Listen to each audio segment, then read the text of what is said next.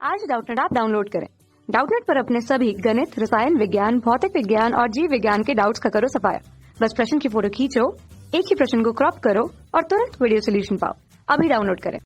Hello friends, हमारा question है, इसमें हमारे ये ऊपर थोड़ा सा गद्यांश दिया गया है, तो उसके बेसिस पे ये नीचे जो क्वेश्चन दिया गया है इसको सॉल्व करना है। तो गद्यांश हमारा क्या बोल रहा है कि एक समान नियत चुंबकीय क्षेत्र बी एक्स तल में एक्स अक्ष से 45 डिग्री के कोण पर दिष्ट है। पी क्यू आर एस एक दृढ़ वर्गाकार तार का फ्रेम है जिसमें अस्थायी धारा बह रही है तथा जिसका केंद्र मूल बिंदु पर है। क्षण t बराबर 0 पर फ्रेम दिखाई गई स्थिति में विरामावस्था में है तथा इसकी भुजाएं x और y अक्ष के समांतर है।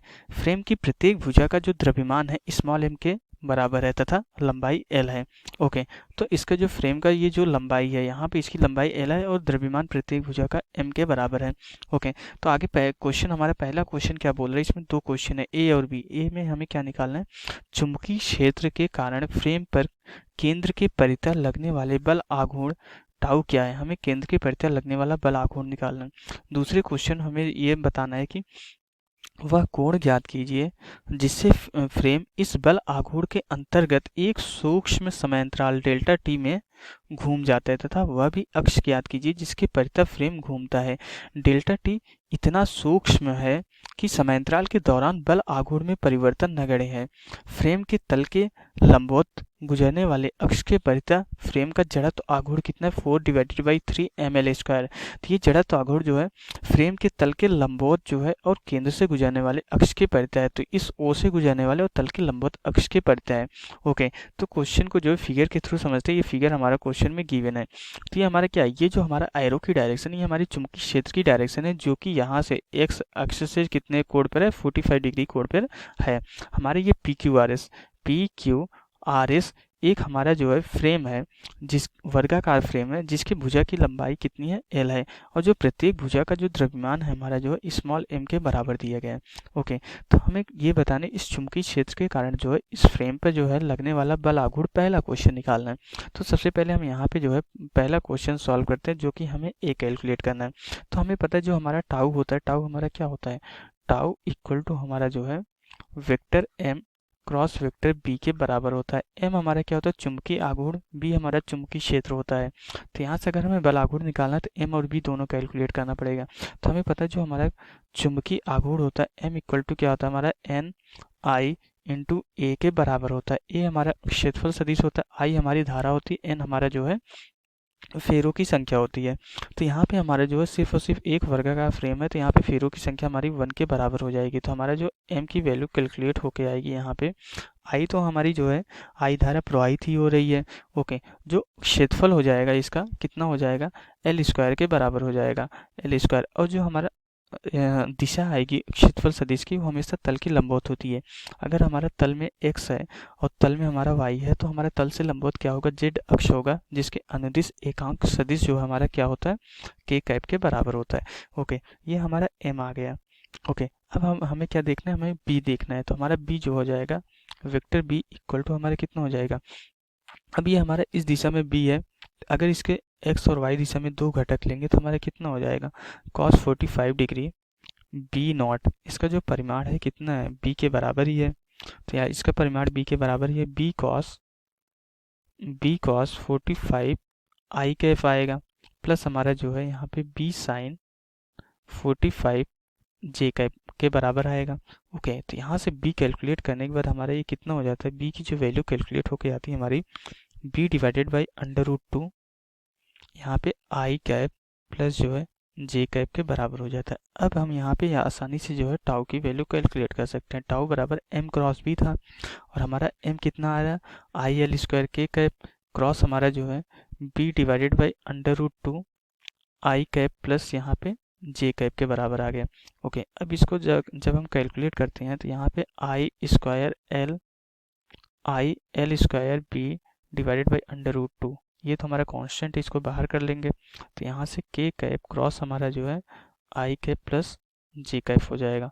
अब हम यहाँ पे के क्रॉस आई और के क्रॉस जे कैलकुलेट करेंगे। तो के क्रॉस आई हमारा क्या होता है, के क्रॉस आई हमारा जो है जे के बराबर ही होगा। के क्रॉस, इसको हम कैसे कैलकुलेट करते हैं, यहाँ पे हम इस तरीके से हमारा क्या होता है, यहाँ पे हमारा जो है आई कैफ होता है, यहाँ पे हमारा जे कैफ होता है और यहाँ पे हमारा जो है के कैफ होता है। तो अगर इस दक्षिणावर्त दिशा में जाते हैं तो आई क्रॉस जे हमारा के आता है, के क्रॉस आई हमारा जे आता है, और इसके अपोजिट जाते हैं के क्रॉस जे हमारा माइनस आई कैफ हो जाता है।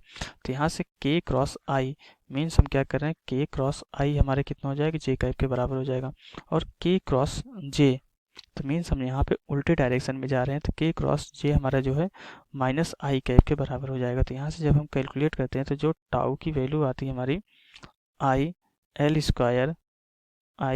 Square B divided by √2 into हमारा ये कितना हो जाता है, माइनस आई कैप प्लस जो है जे कैप के बराबर। ये तो बल आघूर्ण आ गया, लेकिन अगर हमें परिमाण निकालना है तो हमारा परिमाण कितना हो जाएगा, mod of tau equal to हमारा कितना हो जाएगा, I L square B divided by हमारा √2 इंटू इसका जो परिमाण कितना हो जाएगा, √2 के बराबर हो जाएगा। तो जब हम कैलकुलेट करेंगे तो बल आघूर्ण का जो परिमाण आ जाएगा कितना हो जाएगा हमारा, आई एल स्क्वायर बी के बराबर। तो यहाँ पे हमारा जो है पहला क्वेश्चन का पहला पार्ट यहाँ पे सॉल्व हो जाता है। ओके, तो यहाँ से आई एल स्क्वायर बी के बराबर हमारे बल आघूर्ण का परिमाण आ गया। अब जो सेकंड पार्ट में क्वेश्चन में क्या बोला जा रहा है, हमें जो है सेकंड पार्ट को अगर हम देखें तो बोला जा रहा है कि हमें वह कोण ज्ञात कीजिए। अगर वह कोण ज्ञात कीजिए, इसका ये मतलब हमें कोणीय विस्थापन निकालना है जिससे फ्रेम इस बल आघूर्ण के अंतर्गत एक सूक्ष्म समांतराल डेल्टा टी से घूम जाता है, और हमें वह भी अक्ष ज्ञात कीजिए जिसके परितः फ्रेम घूमता है। तो हमारा फ्रेम किसके अक्ष के परितः घूमेगा, हमारा जो बल आघूर्ण लग रहा है माइनस आई से जे कैप की तरफ लग रहा है, मीन्स हमारे ये क्या है, ये डायरेक्शन हमारी माइनस आई कैप हो जाएगी और ये डायरेक्शन हमारी जे कैप हो जाएगी। तो बल आघूर्ण हमारा जो है इस माइनस आई कैप से जो है जे कैप की डायरेक्शन में लग रहा है। तो जो हमारा ये फ्रेम घूमेगा तो फिर फ्रेम हमारा किस अक्ष के परितः घूमेगा, फ्रेम हमारा जो है हमारा इस अक्ष के परितः घूमेगा। ओके, तो हमारा जो है फ्रेम किस अक्ष के परितः घूमेगा, इस वाले अक्ष के परितः। ये वाला जो अक्ष होगा हमारा, इस अक्ष के परितः हमारा जो है फ्रेम घूमेगा। यहाँ से जो है Q से S से जाने वाले अक्ष के परितः हमारा फ्रेम घूमेगा। तो हमारा जो घूर्णन अक्ष होगा और हमारा जो है बल आघूर्ण वाला जो अक्ष होगा, दोनों एक दूसरे के संपाती होगा, तभी वो उसके घूर्णन अक्ष के परितः घुमा पाएगा। तो यहाँ पे हमारा जो है घूर्णन अक्ष जो है, घूर्णन अक्ष हमारा जो है बल आघूर्ण वाले अक्ष के परितः, बल आघूर्ण अक्ष के जो है क्या होगा, बल आघूर्ण जिस अक्ष के परितः लग रहा है उसके संपाती होगा, तभी उसी अक्ष के परितः हमारा जो है घूम पाएगा। ओके, तो यहाँ पे हमारा जो है ये तो हो गया, उसके संपाती होगा। ओके, अब इसके बाद हमें क्या देखना है कि हमारा जो है थीटा की वैल्यू निकालनी है। तो ओके, तो थीटा की वैल्यू कैलकुलेट करने के लिए हम यहाँ पे न्यूटन की गति का जो है सेकंड समीकरण यूज करेंगे। तो जो हमारा नॉर्मल रेखीय विस्थापन होता है, जब हमारे रेखीय गति होती है उस समय न्यूटन की गति का जो दूसरा समीकरण होता है क्या होता है, एस इक्वल टू हमारा यू टी प्लस हमारा जो है हाफ ए टी स्क्वायर होता है। ये हमारा त्वरण होता है, रेखीय त्वरण, ये समय होता है हमारा, ये प्रारंभिक वेग होता है, ये समय होता है, ये हमारा विस्थापन होता है। लेकिन हमें थीटा निकालना मीन्स हमें कोणीय विस्थापन निकालना है। तो जब कोणीय गति में हम जो है न्यूटन की गति का दूसरा समीकरण रूपांतरित करते हैं तो ये कोणीय विस्थापन हो जाता है, जो कि हमारे थीटा होता है। ये थीटा इक्वल टू हमारा जो है ये omega naught into T plus हमारा जो है 1/2 ये अल्फा टी स्क्वायर के बराबर हो जाता है। ओके, तो यहाँ से हमारा ओमेगा नॉट क्या होता है, हमारा प्रारंभिक वेग। लेकिन क्वेश्चन में ये बोला गया कि हमारा प्रारंभ में जो है हमारा फ्रेम क्या है, विराम अवस्था में है, तो इसलिए प्रारंभिक कोणीय वेग हमारा 0 हो जाएगा। इसलिए हमारा जो थीटा हो जाएगा 1/2 ये 1/2 अल्फा इंटू जो समयांतराल हमें दिया गया डेल्टा टी दिया गया है, डेल्टा टी के स्क्वायर हो जाएगा। ओके, इसको समीकरण 1 मान के रखते हैं। अगर हमें जो है ये थीटा की वैल्यू कैलकुलेट करनी है तो इस अल्फ़ा की भी वैल्यू कैलकुलेट करनी पड़ेगी। तो इस अल्फ़ा की वैल्यू हम कैसे कैलकुलेट करेंगे, अब ये देखते हैं। तो इस अल्फ़ा की वैल्यू कैलकुलेट करने के लिए हम क्या करेंगे, हमें पता है जो हमारा टाउ है, टाउ इक्वल टू हमारा क्या होता है, आई इंटू अल्फ़ा के बराबर होता है। ओके, तो tau equal to I into alpha के बराबर होता है, तो अल्फ़ा हमारा कितना हो जाएगा, टाउ डिवाइडेड बाई आई के बराबर हो जाएगी। इसको समीकरण 2 मान लेते हैं, क्योंकि हमें अभी आई की वैल्यू कैलकुलेट करनी पड़ेगी। क्योंकि हमारा जो आई क्वेश्चन में दिया गया है, जो जड़त्व आघूर्ण दिया गया है यहाँ पे, ये किस अक्ष के परितः दिया गया है, ये केंद्र से गुजरने वाले और तल के लंबवत अक्ष के परितः, लेकिन हमें क्या निकालना है, इस क्यू और एस अक्ष के परितः निकालना है। तो यहाँ पे हम इसको कैसे कैलकुलेट करेंगे, एक अक्ष हम यहाँ पे ये भी ले लेंगे, यहाँ से पी से क्यू की तरफ जाने वाला एक अक्ष ले लेंगे। तो ये पी क्यू और क्यू एस ये एक दूसरे के जो है सिमेट्री है, एक समरूप है और जो है एक दूसरे से लंबवत है। और यहाँ पे जो है एक तल के लंबवत और जो है जेड अक्ष के अनुदिश वाला अक्ष हो जाएगा। तो ये इन तीनों के लिए हम क्या कर सकते हैं, लंबवत अक्ष का प्रमेय लगा सकते हैं।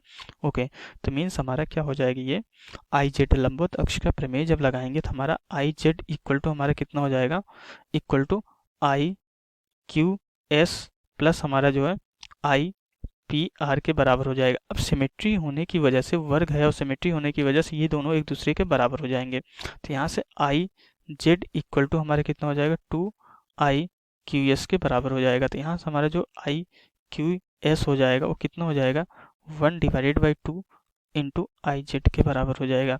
ओके, और आई जेड हमें क्वेश्चन में गिवन है, तो आई जेड हमारा क्वेश्चन में कितना गिवन है, ये I Q S equal to हो जाएगा 1/2। हमें आई जेड क्वेश्चन में कितना गिवन है, ओके, आई जेड हमें जो क्वेश्चन में गिवन है कितना, 4/3 ml² के बराबर दिया गया है, 4/3 ml² के बराबर है। तो ये हमारा 2 इस 2 से हमारा कैंसिल हो जाएगा।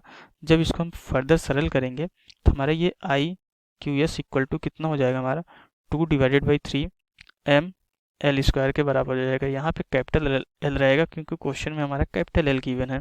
ओके, तो ये तो हो गया हमारा जड़त्व आघूर्ण। अब हमारा जो टाउ हो जाए अल्फा हो जाएगा, सॉरी, जो हमारा अल्फा हो जाएगा, टाउ डिवाइडेड बाई आई था, टाउ हमारा कितना है, आई एल² बी के बराबर, ये टाउ था, और हमारा आई कितना आया, 2/3 ml² के बराबर, ये हमारा एल² से कैंसिल हो जाएगा। ओके, यहाँ पे ये हमारा जो आई है ये हमारी धारा है, ये जड़त्व आघूर्ण नहीं है। ओके, यहाँ से अल्फा इक्वल टू हमारा कितना हो जाएगा, ये 3/2 आई बी डिवाइडेड बाई एम के बराबर, मीन्स हमारे कितना हो जाएगा, अल्फा की जो वैल्यू कैलकुलेट होकर आई है 3IB डिवाइडेड बाई हमारा 2m के बराबर हो गया। तो यहाँ से हमारा जो है अल्फा की वैल्यू कैलकुलेट हो गई। अब अगर हमारी अल्फा की वैल्यू कैलकुलेट हो गई तो हमारा कोणीय विस्थापन निकल के आ जाएगा। कोणीय विस्थापन थीटा हमारा कितना था, 1/2 अल्फा डेल्टा टी का जो है स्क्वायर था। ओके, तब यहाँ पे हम जो है अल्फा की वैल्यू लाके रख देंगे, तो हमारा थीटा इक्वल टू क्या हो जाएगा, 1/2 इंटू हमारा जो है ये 3IB divided by 2m into हमारा जो है ये डेल्टा टी का स्क्वायर हो जाएगा। तो जब इसको हम कैलकुलेट करेंगे, जब सरल करेंगे तो हमारा जो थीटा की वैल्यू कैलकुलेट होके आएगी कितनी हो जाएगी, ये 3IB डेल्टा टी का स्क्वायर डिवाइडेड बाई हमारा कितना हो जाएगी, 4m के बराबर हो जाएगा। तो यहाँ से हमारा जो है कोणीय विस्थापन कैलकुलेट होके आ गया। तो यहाँ से हमारा जो है क्वेश्चन कंप्लीट हो जाता है। Okay, thank you. कक्षा 6वीं से 12वीं से लेकर नीट, IIT, JEE वो एडवांस के लेवल तक 1 करोड़ से ज्यादा छात्रों का भरोसा। आज ही डाउनलोड करें डाउटनेट ऐप या व्हाट्सएप करें अपने सारे डाउट्स 8400 400 400 पर।